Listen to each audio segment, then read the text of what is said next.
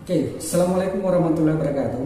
Sahabat, kita tahu bahwa di dunia ini ada dua sistem hukum yang secara umum berlaku di berbagai negara atau dianut oleh masing-masing negara yang ada di dunia ini.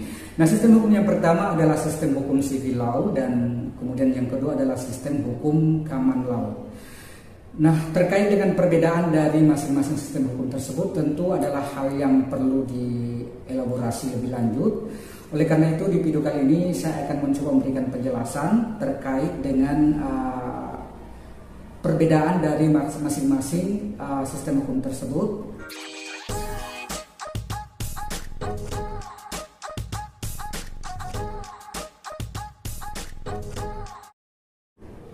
Oke, baik. Hal pertama yang penting untuk diketahui terkait dengan pembahasan kita kali ini adalah mengenai pengertian dari sistem hukum itu sendiri.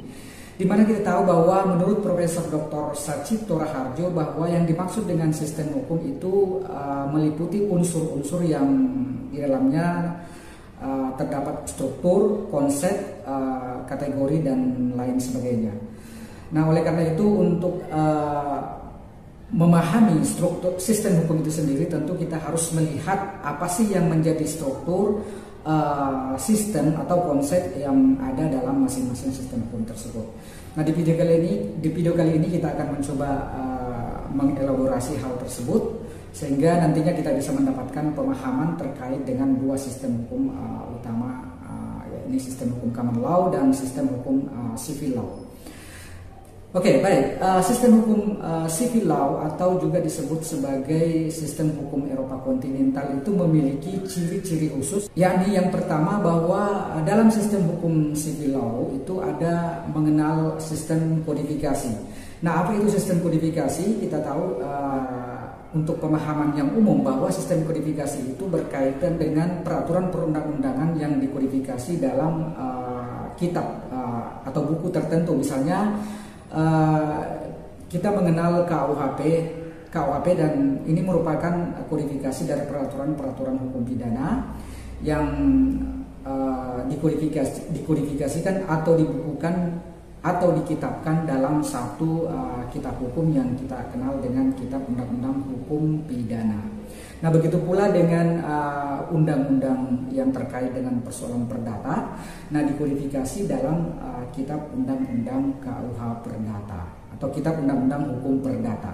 Nah, kemudian ciri sistem hukum civil law yang kedua adalah itu hakim tidak terikat pada preseden. Artinya sistem stare decisis di sini tidak dianut oleh hakim-hakim yang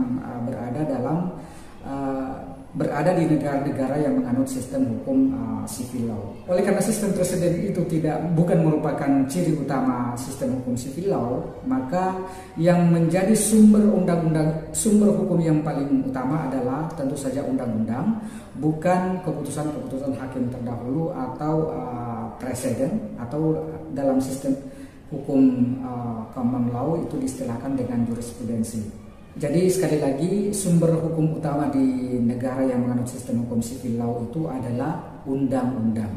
Kemudian sistem peradilan di negara dengan sistem hukum civil law itu bersifat inkusitorial. Maksud dari sistem peradilan inkusitorial adalah bahwa hakim itu terlibat secara aktif untuk menganalisa perkara-perkara yang dihadapkan atau diperiksa di persidangan. Khususnya di peradilan pidana, tentu saja kita tahu bahwa sifat dari hakim itu harus aktif untuk mencari kebenaran materi dari perkara yang sedang disidangkan. Nah, inilah yang dimaksud dengan sistem peradilan inkusitorial. Nah, selanjutnya mengenai ciri atau karakter dari sistem hukum common law. Nah, ciri pertama bahwa jurisprudensi atau putusan hukum terdahulu merupakan sumber hukum utama dari negara yang menganut sistem hukum common law. Nah, ini tentu berbeda dengan negara-negara dengan sistem hukum civil law di mana sumber hukum utamanya adalah undang-undang, sementara negara dengan sistem hukum common law maka sumber hukum utamanya adalah putusan hakim terdahulu atau jurisprudensi.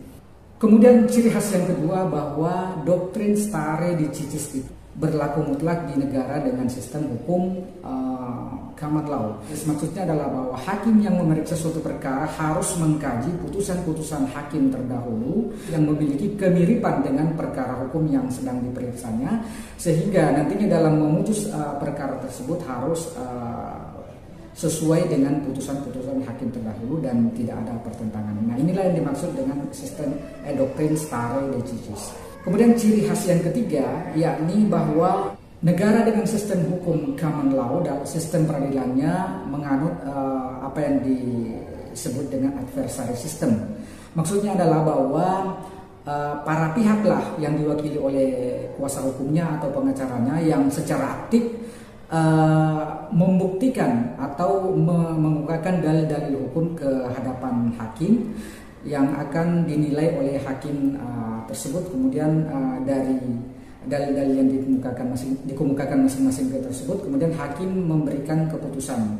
Inilah yang membedakan antara sistem adversary system dengan sistem inquisitorial yang berlaku di negara dengan sistem hukum civil law. Nah, dari sini sahabat kita bisa menarik kesimpulan apa sih yang menjadi perbedaan utama antara sistem hukum common law dan sistem hukum civil law. Nah, kemudian sahabat-sahabat mungkin juga mempertanyakan, khususnya di Indonesia, apa sistem hukum yang mana yang dianut. Nah, secara umum kita tahu bahwa sistem hukum Indonesia itu lebih condong, walaupun tidak mutlak menganut sistem hukum civil law, tapi sistem hukum civil law lah yang secara umum kita tahu sebagai sistem hukum yang berlaku di Indonesia. Ini terkait dengan sejarah hukum bangsa Indonesia yang dijajah oleh kolonial Belanda yang kita tahu menganut sistem hukum civil law, dan suka atau tidak suka pengaruh sistem hukum kolonial Belanda itu sangat nyata dalam sistem hukum kita. Jadi sahabat, demikian penjelasan tentang perbedaan antara sistem hukum civil law dan sistem hukum common law. Terima kasih telah menonton video ini. Tetap nantikan video-video kami selanjutnya.